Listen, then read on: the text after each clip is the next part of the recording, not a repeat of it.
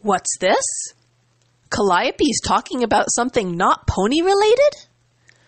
Well, my OC's name and cutie mark are based in mythology and folklore, so I think it's high time I did something about that. Besides, Bella's my favorite Disney princess. The story of Beauty and the Beast, as we know it today, originates with a story written in 1740 by Madame Gabrielle Suzanne Barbeau de Villeneuve. She wrote a lengthy account titled La Belle et la Bête, or The Beauty and the Beast in English. This story directly inspired two other versions, which are somewhat better known today. The first, also in French, was written in 1756 by Madame Jeanne-Marie Le Prince de Beaumont. The second, in English, was written by the Scottish folklorist Andrew Lang in 1889. These three versions tell basically the same story.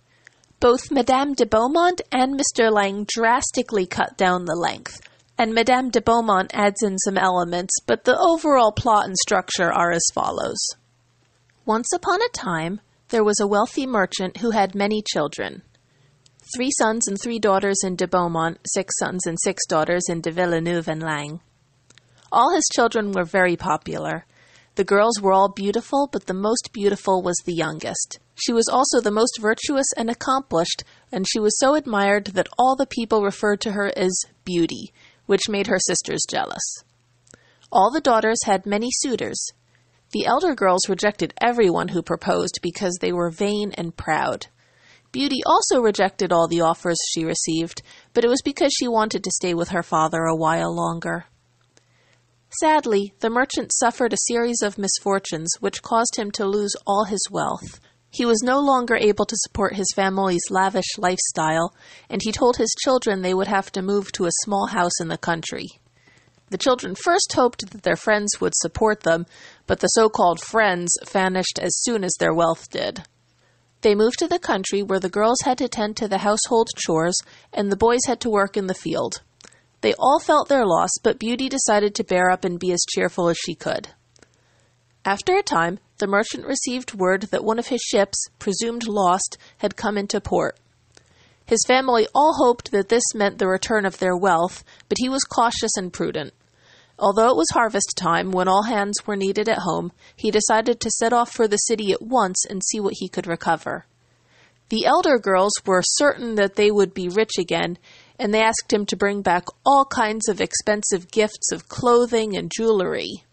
Beauty was more skeptical about their prospects and didn't ask for anything. Her sisters thought she was trying to show off. The merchant was pleased with her restraint, but he thought a young girl ought to want something nice and urged her to ask for something. Since he insisted, she asked him to bring her a rose, which was her favorite flower and didn't grow near their new home. The merchant traveled to the city, but his business went very poorly. He was delayed a whole 6 months, and when he left, he was no richer than before. What's worse is that by the time he set off for home, winter had set in, and he had a grueling journey. When he was close to home, he got lost in the woods. He nearly gave himself up for lost until he came to a strange castle deep in the woods. Nobody was in the castle, but he found a warm stall and feed for his horse. When he ventured inside, he found food, clothing, and a bed all mysteriously presented. He spent the night deciding that some good fairy or spirit must have taken pity on him in his need. The next morning, he went to get his horse and found a garden with beautiful roses blooming despite that it was winter. He was happy to think that he might at least bring Beauty her rose, but as soon as he picked it, he was set upon by a fearsome beast. The beast asked if the man would repay his hospitality by stealing his roses and threatened his life. In terror, the merchant explained his circumstances and how he had only wanted the rose for his daughter. The beast told the merchant that he would accept a daughter in his place. "Go home," he said, "and ask your daughters if they are willing to die in your place. If one will come of her own free will, then I shall take her. If not, you must return and give yourself up." The merchant had no intention of giving his daughters to the beast, but he thought that with this respite he would at least be able to tell his children goodbye. When he returned home, he told them what had happened and how he would have to surrender himself to the beast's fury. The sons wanted to fight the beast off, but the merchant said they wouldn't stand a chance. The daughters blamed Beauty and said it was all her fault for asking for a rose instead of clothes and jewels like they did. Beauty said that it was indeed her fault and that she would be more than willing to die in her father's place. The merchant refused to allow her to go, but she insisted, and in the end they went to the Beast's castle together. At the castle, the Beast gave the merchant 2 trunks full of treasure and sent him home, telling him never to return. Beauty thought at first that the Beast meant to eat her, but instead she was given luxurious apartments, beautiful clothing, and all manner of wonderful gifts. The Beast told her that she was mistress of the castle and that everything would be done to please her. Every day Beauty lived in luxury, and every evening the Beast came to converse with her. She soon lost her fear of him, but she was bothered because every night before he left, he asked her if she would marry him, and every time she refused. She also had strange dreams at night about a trapped prince and a beautiful fairy who praised her for coming to the castle and assured her that she would find happiness. After a while, she was quite content with her life in the castle, in spite of the Beast's unwanted proposals, but she also grew homesick and wished to go visit her family. When she told the Beast that she wanted to go home, he was troubled and asked her if she meant to come back. She promised to return if he would only let her visit them for a little while. He was unable to refuse anything she asked, and he sent her home with a supply of rich gifts. Her family was amazed to see her appear, for they had assumed her dead. The treasure which the Beast had given to the merchant had reversed his fortune, and they were living much more comfortably than before. But when her sisters saw Beauty dressed like a princess, they were even more jealous than before. Nevertheless, Beauty was so happy to be with her father and brothers that she forgot her promise to return to the Beast in the time allotted. Then, one night, she had a terrible dream that the Beast was dying because she had abandoned him. This made her worry so that she returned to the castle as quickly as she could. She looked all over for the Beast until at last she found him outside, stretched out on the ground. She feared he was dead, but she managed to revive him. He told her that when he didn't return, he thought she had abandoned him and had starved himself in despair. Beauty felt terrible, and she realized at last that she did love the Beast. When she consented to be his wife, he transformed into a handsome prince. The good fairy from her dreams appeared and explained how the prince had been cursed, but Beauty had been able to accept him as he was, and in consenting to be his wife, she had broken the spell. Madame de Villeneuve spends a lot of time in description, going to great lengths to tell us about every aspect of Beauty's time with her family, all the different rooms and gifts she encounters in the castle, all the weird prophetic dreams she has, etc. What's more notable, however, is that she gives us an incredibly elaborate backstory for the characters. Most tellings of the story end when Beauty and the Beast are joined together and the Beast transforms into a human. Here, the Beast doesn't actually transform back when Beauty agrees to marry him. They go into the castle together, and Beauty awakes the next morning to find that he has transformed during the night. What's more, this transformation happens just over halfway through the book. After the Beast has transformed into a prince, 2 stately ladies appear. One is the prince's mother, the queen, and the other is a good fairy who has been working to break the curse. And then, all the rest of the book is backstory. The prince tells his own backstory, the fairy reveals that Beauty has a secret backstory, we get a long history about how the wicked fairy who cursed the prince also had a vendetta against Beauty's parents, we get a lesson in the bylaws and politics of the fairies, and we even learn that Beauty and the prince are related, because it was okay for royalty to marry their cousins. I'm of 2 minds about all this. On the one hand, it's a really good story. In fact, it could stand alone as an independent tale. There's magic and plot twists, and it is very interesting to see how she weaves all the different plot threads together. Unfortunately, at this point, the prince's curse is broken, he and Beauty are happily in love, and the plot we've been following is all concluded. This history is then presented as a massive exposition dump that's not really essential to the story at all, except to explain any loose ends. By the way, the Beast couldn't have cared less that the father picked a rose.